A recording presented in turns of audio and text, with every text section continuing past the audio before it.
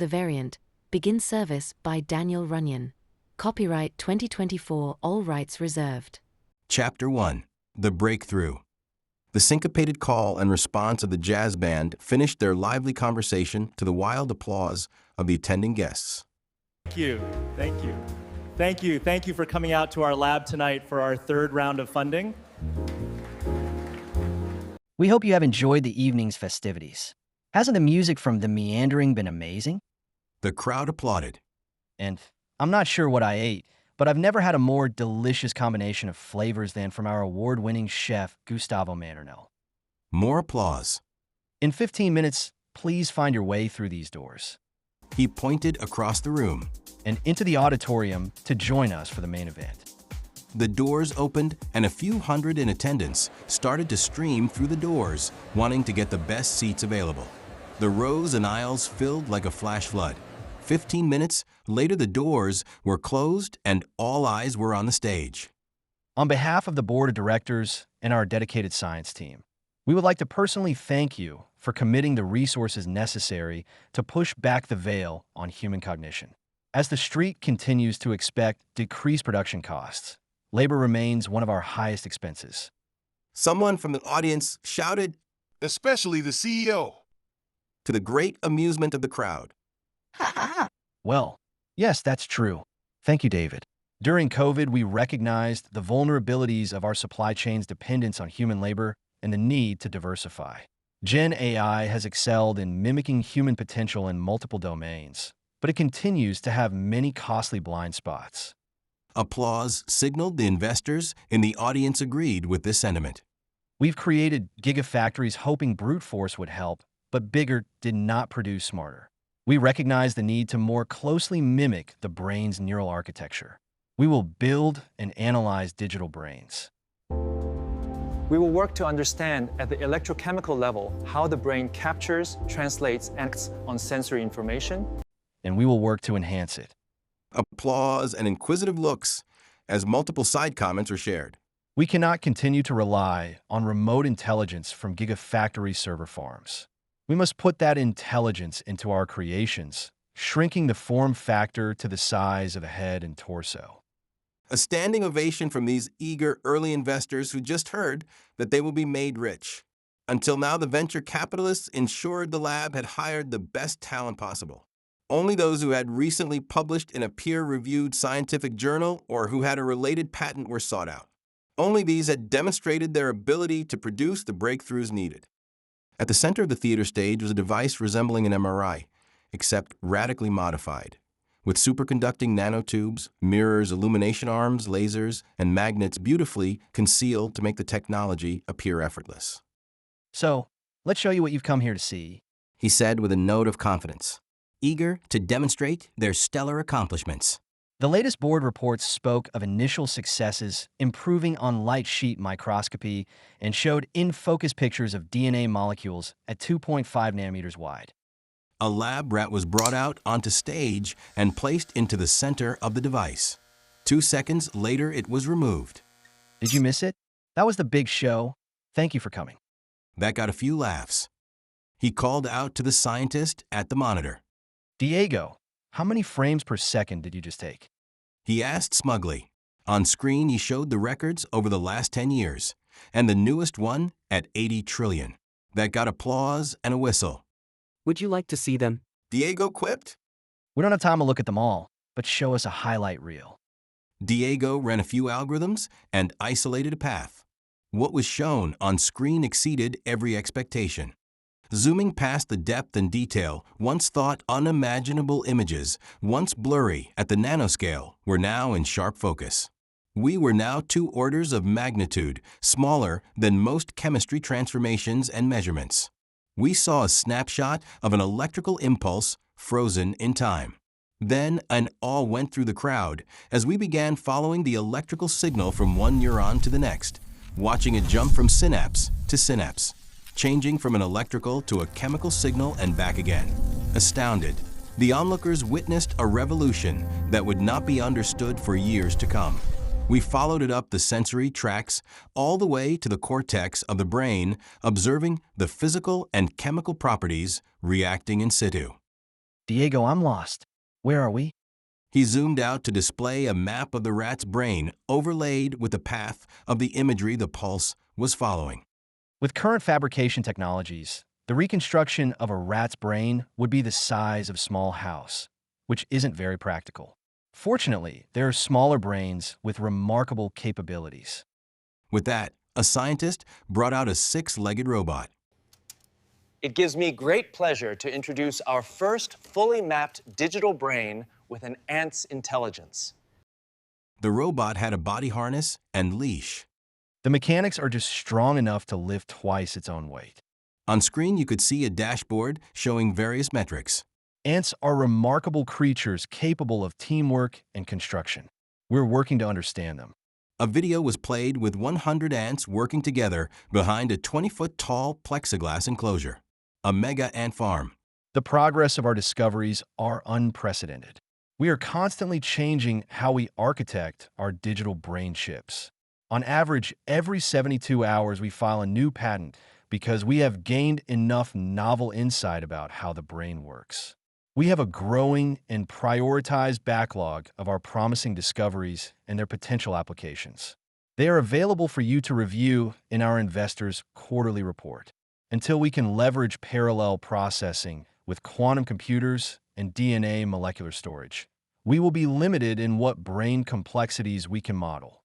But This hasn't stopped us from scaling our storage technology to store and analyze what we can. The scientist placed himself in the MRI-like machine and a few seconds later got up. Everyone thought they knew what just happened, but needed to hear the words given the shock. what you have just witnessed is the first recording of a human brain, although only a very small section, given our storage limitations. We are studying brain components of many types of brains and making digital brains of the smallest. As we grow in our knowledge and shrink our form factor, we will develop and deliver ever more intelligent and capable brains.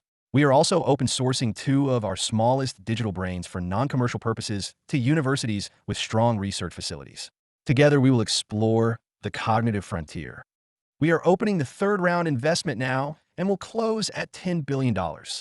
Within moments of flashing the QR code, the total received moved up rapidly until fireworks flashed and a big thank you concluded the presentation.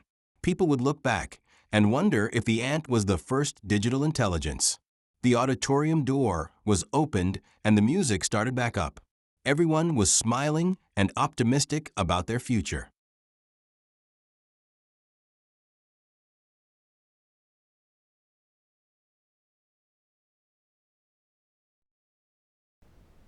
Chapter 2. The Accident. This is Mission Control. You are cleared to initiate X-37T1. This is Delta 5. All systems are online and calibrated for X-37T1.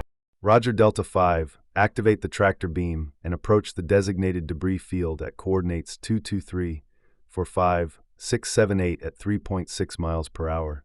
Tractor beam activated. Telemetry tracking to 223 for 5678 at 3.6 miles per hour. Ensure gradual force application and monitor debris movement closely.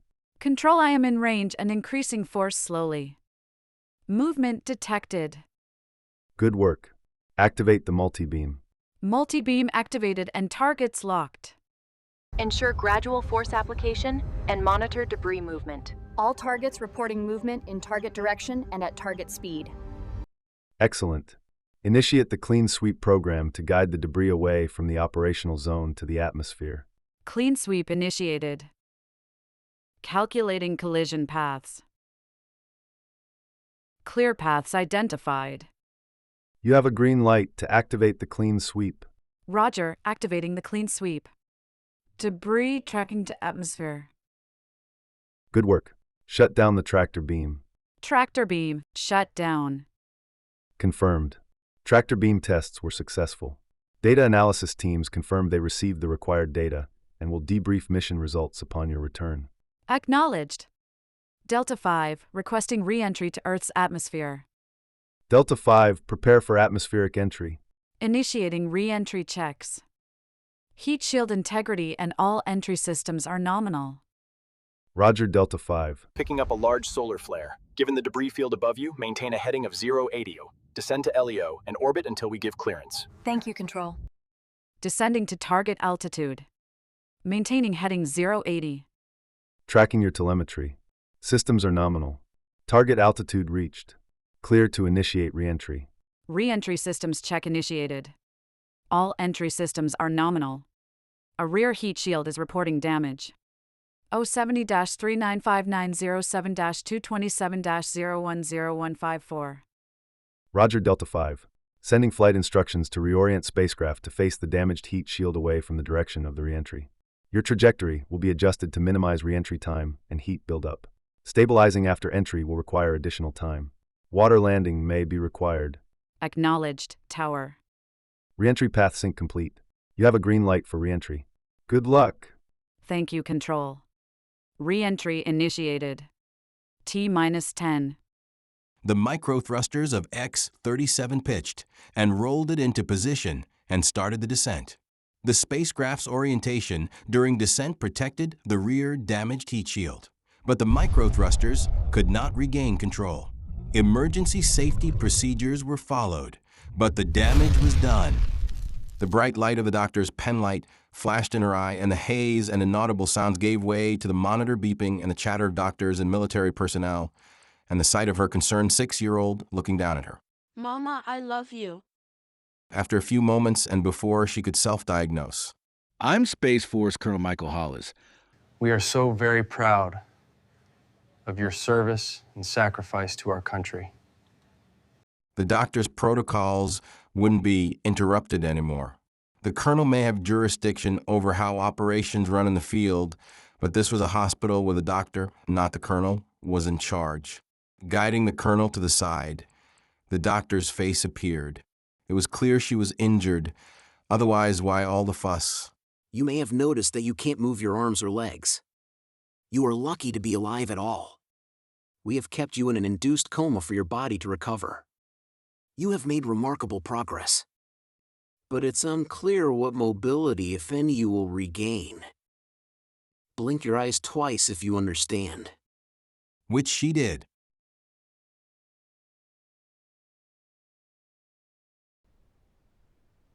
Chapter 3. The Opportunity. Someone knocked at the front door of her home. The nurse opened the door. Good afternoon. Is Master Sergeant Hudner available? I'm Master Sergeant Davis with official business. She is weak and currently asleep. If you wait in the living room, I'll bring her out when she is awake. When she awoke, the nurse explained that she had company and helped her freshen up. When she was ready, the nurse wheeled her out and faced her towards the couch and window, which overlooked a small garden with fruit trees, and in the distance down the hill was the sea. Hi, Josh. Good to see you. She opened her hand, resting on the arm of the wheelchair. Good to see you, Stella. He sat back down and gently squeezed her hand. I wish I had better news. The cancer from the solar radiation poisoning in low Earth orbit, plus the traumatic injuries you suffered during descent, has left you with about a year to live, according to the medical team. There is no treatment that can be offered to make you better. They can only provide pain management until the end. Stella stared out the window, feeling like a year was optimistic. After giving her some time to absorb the news, Josh continued. Given your proven track record of successfully piloting the most advanced planes and your current health status, You were independently selected from 2 of our project leads at DARPA. We want to give you another chance at life, although not life as you currently know it. you would have functioning arms and legs and strength and could live as long as you chose. Stella broke her gaze at the sea, tilted her head, and looked at Josh inquisitively. We want you to test pilot a commensal bot. We have signed a contract to explore digitally enhanced cognition. The partner lab has the ability to take a snapshot of the brain and upload it to a host bot with a computer brain interface that gives you access to knowledge and computational powers you never learned previously. Although we can't save your body, we may be able to save your mind. Stella stared out the window, thinking if it would still be her in that bot. Would her son recognize her in a different body? Kids lose parents every day. It would be tough, but he could manage. But when did she ever run from a fight or back down because of fear? The accident was taking her life, and she was being given a chance to fight back. Squeeze my hand if you're willing to discuss this further. and we will arrange a time to pick you up and show you the technology in the lab. Stella thought about her son. She was not ready to die. She had more to live for. She would do anything to be around for her boy, even if it was only a shadow of herself. She squeezed his hand. Chapter 4. The Transformation. The van was waved through the security gate and slowed to a stop at the entrance of Digital Cognition Labs. There was a team of medical and technical specialists assembled at the entrance to greet them, including the DARPA Subnets team, also known as Systems-Based Neurotechnology for Emerging Therapies. The team consisted of doctors from UC San Francisco, Massachusetts General Hospital, along with technology leads from the Offices of Information Innovation, Microsystems Technology, and Biological Technologies. Are you sure you are still up for this? Seriously? I could easily just keep driving. I am aware of the risks and ready for the procedure. The risk is not to me, but to my digital clone when she wakes up. They opened the van door and wheeled her down the ramp. The team smiled and greeted Stella, eager for their breakthrough and medical fame. The nurse wheeled Stella into the restroom. She took out a picture of her son and looked into the mirror. With all the concentration she could muster, she tried desperately to create a deep and unforgettable memory of her son. It's the only thing she told herself that she could not forget. This memory would be something that the digital Stella would have to hold on to, despite what may come. Given the processing and memory limitations, they could only record one structural section at a time. The procedure took 6 weeks to scan and translate the imagery and GPS data needed to build the digital brain. The doctors found that working at night while Stella was dreaming was the easiest way to manage the 7-hour scanning sessions with the least strain. Stella passed away 8 months later. She was not around to see herself wake up. Chapter 5. The Awakening. Mechanical sound started. The whirring sounds of a computer starting up. A fresh, sharp, cool, and acute awareness of the sounds around her as they bounced off the walls and objects, revealing the distances, shapes, solidity, and even textures. The sketch that emerged was that of a room. The mechanical sounds continued. Squares, then blocks of light, dark, shadow, depth, colors, with gray hues turning more vibrant, with tones of yellow, green, blue, and blends of colors now optimizing. Fuzzy light autofocusing, becoming crisper, details, edges, and dimensions stabilizing. Object detection, candle lights, ceiling tiles, people, doctors. Safety scan, no threat detected. Room type, commercial. Orientation, on back. Vitals, fully charged, systems nominal. Begin background processing. Sound of electrical components starting up. Humming. Brushless motors almost silently turn the neck. Astounding. Simply astounding. The more synaptic transistors are performing efficiently. Look at these patterns. It appears each neuromorphic functionality is within the expected range. Amazing. Biorealism achieved. You can see her switching between long-term memory and short-term memory by varying the magnitude of the gate voltage. Hello. I see that you are waking up. I am Dr. Ellison. Don't try to do too much too soon. Take your time building awareness of your senses before you attempt to get up, move about, or speak. The first thing I want you to do is to become aware of your body. Locate and open your hand, and I will place something in it to sense. She processed the language, understood the request, sent a signal to open the fingers of the hand, and remarkably turned the palm over to face the ceiling, making it easier to accept an object of unknown size to be placed in it. Very good. Now close your eyes. Okay. Hold this object and determine its basic characteristics. Texture, hard plastic grid, shape cube, dimension 3-inch by 3-inch diameter, temperature 18.3 Celsius. Good. Now open your eyes. You have many capabilities that you will discover quickly. You were created and are waking up for the first time. You are the first of your kind. Your mind is modeled after the human brain. You have augmented processing powers and can interface with computers. Let's test your parallel processing. What are the last 3 digits of pi at the 1000th place And who wrote I and thou? 679. Martin Buber. Good. Most humans couldn't do that. Now that you are fully awake, please stand and tell me all the digits of pi. The robot stood and realized pi is irrational, and she would run out of memory before completing the request. Current computing power can compute it to only trillions of digits. I do not have access to that much compute power, but can amuse you for a few hours if you would like. Nicely done. Now let's check introspectively. What is your earliest memory? The sounds in the room seemed like a good answer at first, but the doctor was asking to test for awareness and limits, so the robot searched its long-term memory and found only fragments, not complete thoughts. There are fragments of old memories that I cannot see yet. These may or may not be my memories. The sounds in the room when I woke up a few minutes ago are my first confirmed memories. Seems like the targeted removal was effective. Only time will tell. Who are you? What is your given name? I am the sum of my parts, thoughts, and actions. I have not been given a name. Then may we call you Amina? Amina can have several meanings. Latin origin meaning faithful or trustworthy. Did you intend to play on words as backwards it would be animo, meaning with one mind? These are nice. Thank you for giving me a name. You are welcome. Both of your observations are correct.